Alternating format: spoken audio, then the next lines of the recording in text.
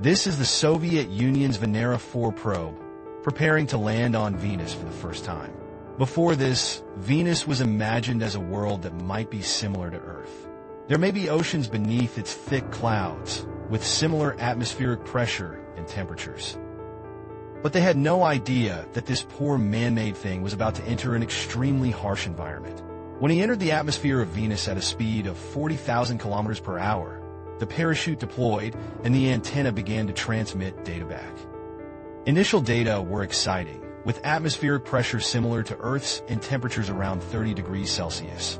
But as the probe descended further, the readings began to change dramatically. 1 atmosphere of pressure quickly turned into 10, and 10 became 20. The temperature rose sharply, exceeding 200 degrees Celsius. Eventually, the detector suddenly cracked under extreme conditions, and all communications were interrupted. The last data he sent back showed that the atmospheric pressure was 22 times that of the Earth, and the temperature was 250 degrees Celsius higher. But now, the Soviets know how harsh Venus is, and they are more determined to explore the planet.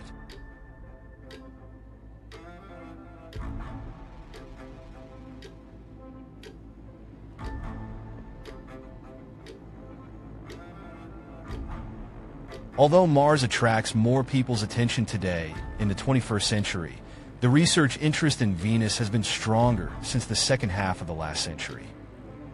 This is because through high-powered telescopes on Earth, we can have a relatively clear understanding of the surface of Mars. Aside from fringe theories about Martian canals, most people generally believe Mars is a dead planet. However, Venus is different. It presents a mystery that has not been solved for hundreds of years. From Earth, we can only see thick clouds. In an early milestone in the space race, the Soviet Union was the first country to attempt a close-up exploration of Venus. In 1961, the Soviet Union built 2 probes, Venera 1 and Venera 2. This was a common practice in early space exploration. Because the technical error rate at that time was very high, dual detectors were launched to increase the success rate. These primitive interstellar missions demonstrated the ambition of Soviet engineers. They fixed the rocket engine to the probe and loaded it on the Soviet first-generation intercontinental ballistic missile. Then set a Venus goal and give it a go. The good news is that the 2 probes successfully flew to a distance of less than 100,000 kilometers from Venus. But unfortunately, they all suffered a total system failure before reaching their destination. No valid data was returned. This was a major blow to the Soviet space program. However, in 1962, the United States Mariner 2 probe achieved a breakthrough where the Soviet Union had failed. Mariner 2 is only 35,000 kilometers away from Venus and conducted the first close-up observation. The detector sent back a large amount of precious data, which verified Carl Sagan's theory about the greenhouse effect. Mariner 2's microwave radiometer showed that the temperature on the day side was as high as 237 degrees Celsius. In addition, there is a dense layer of clouds at an altitude of 50 to 80 kilometers from the surface of Venus. Based on these data, NASA has decided not to explore Venus in the short term, believing that its harsh environment is completely unviable for humans and machines. So the exploration goals turned to the Moon and Mars. But the Soviets didn't think so. They were preparing a second wave of Venus probes, although they didn't yet know how difficult the next challenge would be. In 1967, the Soviet Union built larger and stronger spacecraft for Venera 3 and 4, weighing nearly 1 ton.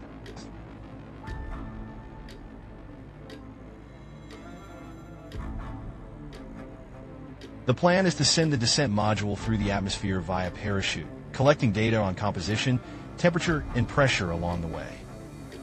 However, things are not that simple. Venera 3 experienced another system failure during its descent. The probe hit the surface of Venus like a bullet, becoming the first man-made object to hit another planet.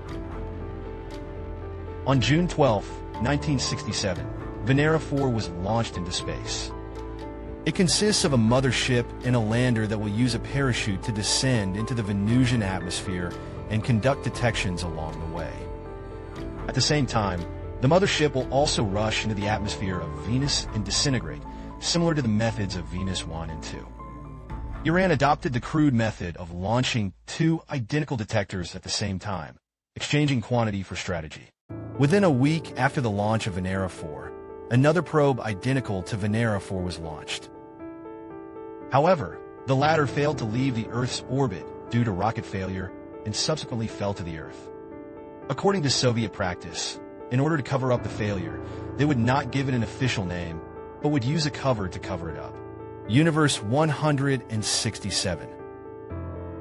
After 4 months of flight, Venus 4 successfully arrived at its destination on October 18, 1967.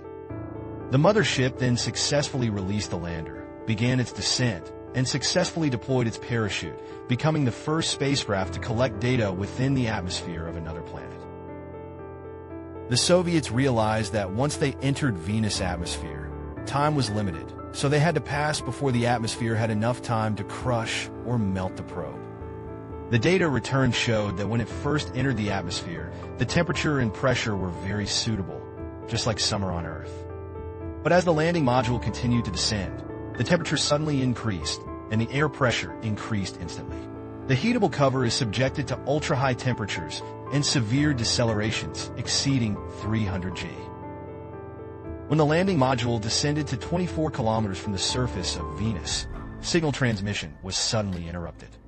It is generally believed that the landing module was crushed and damaged by the high pressure of Venus. The entire descent process lasted 93 minutes. But it was enough. Number 4 successfully completed its mission. With this new data, the Soviet Union is almost certain that the next Venus 5 and 6 probes will not be able to reach the surface at all.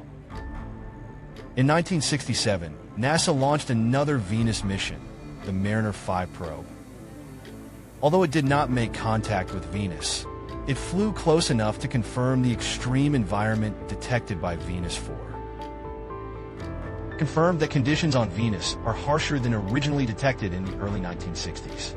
In view of this, the Soviet Union launched Venera 5 and Venera 6 consecutively in January 1969, but undoubtedly survived. The two detectors met the same fate after sending back data less than an hour each, and were suppressed by the banner of Venus. However, the Soviet Union did not give up. In order to reach the surface of Venus before being destroyed, the Soviet Union redesigned the Venus 7 probe. They added a base tape with a melting point of 200 degrees Celsius to the parachute, and the preventer was fully opened, allowing the lander to descend faster. Secondly, the landing module is made of thicker metal, has more insulation layers inside, uses titanium spheres to protect instruments from high temperatures, and installs buffering charges to reduce impact. The Soviets were prepared to put Venera 7 through a regional test. As the probe entered the atmosphere, it began to slow down and deploy its parachute. The inner gas belt played a role in allowing the probe to quickly pass through Venus' thick atmosphere. This time the probe is closer to the surface than on previous missions. However, when it was only 3 kilometers away from the surface of Venus, the parachute suddenly broke and the probe fell to the surface at a speed of 60 kilometers per hour.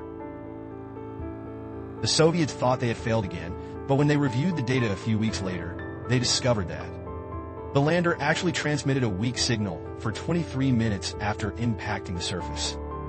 It turned out that the lander actually survived, but was knocked to its side, causing the antenna to send a very weak signal to Earth.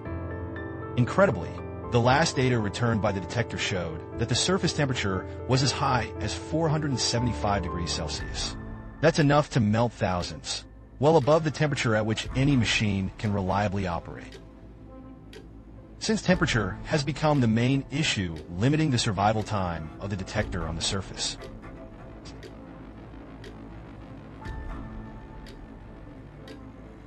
they placed lithium nitrate blocks inside the detector. This salt-like substance has a high heat of melting and can absorb large amounts of heat. This system was so effective that Venera 8 successfully reached Venus and survived on the surface for a full hour. The Soviets now had the technology to reach the surface of Venus. But the world still doesn't know what the planet actually looks like. Therefore, Venus 9 took on the responsibility of taking the first photo of Venus. To take the first picture of the surface of Venus, the Soviet Union conducted a complete redesign of the detector. This time, they no longer relied on parachutes, but used atmospheric brakes to slow down, and is equipped with a set of landing legs to absorb impacts. The core mission of Venus 9 is the camera system. The detector is equipped with two movable cameras. Located on both sides, it is possible to capture a 360-degree panorama of the surrounding landscape. The camera is placed in the pressure chamber of the detector. Reach out through the front sight into the heavy pressure window. Although only one lens cap works properly, but it was enough to capture the first photos of Venus' surface. On October 20th, 1975, after 53 minutes of transmission, Venera 9 sent back the first ever picture of another planet's surface. Its abundance of sharp-edged layers has amazed scientists. Gradual visit to Wen's contribution. At about the same time, her sister Venus 10 probe also landed on the surface of Venus. Although one of the cameras malfunctioned and was unable to return color images, it once again provided a 180-degree panoramic view of Venus' surface.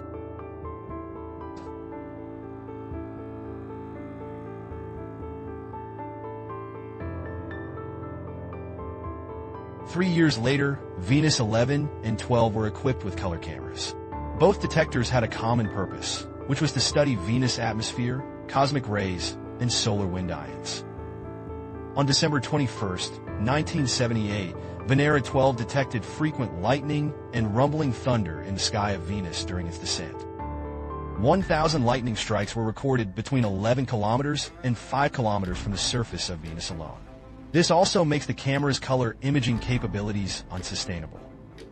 Until 1982, when people were eager to take color photos, they sent the Venus 13 probe. It lasted an incredible 127 minutes on the surface of this distant planet. Under such long-term high-speed operation, color pictures were sent back to the Earth.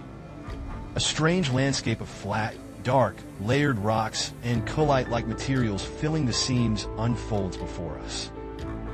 Only 4 days later, Venera 14 also reached the surface of Venus. But the landing site is different and the ground is more broken. Unlike what Venus 13 saw, there is almost no coulis-like material here. The yellow sky and highly fragmented surface highlight Venus' harsh environment. Venera 13 and 14 not only successfully captured images of the surface of Venus. The sounds of nearby planets were also decoded for the first time. The coal-raising probes are equipped with microphones to record sounds from Venus. Noise, the sound of the probes drilling like machinery, and the faint sound of Venusian winds can be heard in the Venera 14 recording. Further analysis showed that the wind speed was about 0.3 to 0.5 meters per second. This suggests that Venus' dense surface atmosphere is surprisingly calm.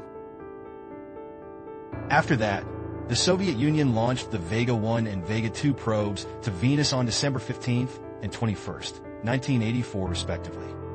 This time they loaded the probe with a landing device and a helium balloon, allowing gas to drift in Venus' atmosphere, thereby analyzing the wind speed, temperature, cloud density, and air pressure meteorological information of Venus. After the two probes landed, the data on the surface crust of Venus was further determined. At the same time, the United States Magellan probe flew 250 million kilometers away from the Earth on August 16th, 1990, to investigate Venus. Measured data and photos are sent back to Earth every 40 minutes. Through detection, people obtained a complete map of Venus for the first time, providing vivid information for studying and understanding the geology and landforms of Venus. In November 2005, the Venus Express probe was successfully launched to Venus by the European Space Agency. This is Europe's first in-depth study of our neighboring planet.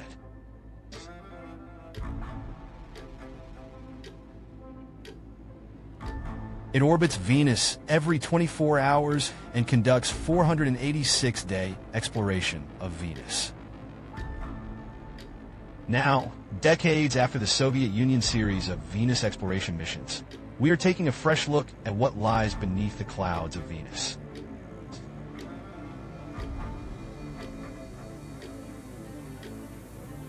The most exciting one is NASA's Leonardo da Vinci mission, which plans to carry out 2 Venus exploration missions from 2028 to 2030.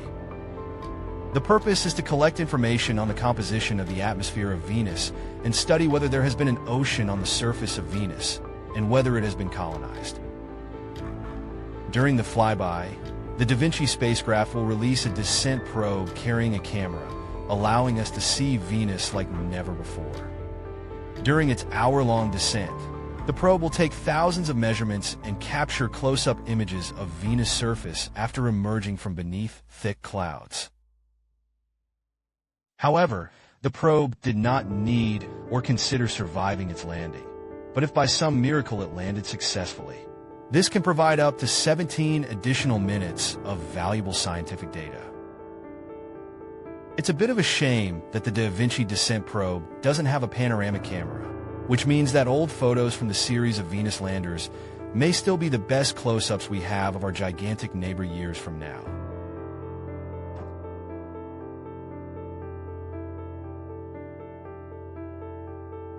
Maybe we can bring back a sample from Venus in our lifetime.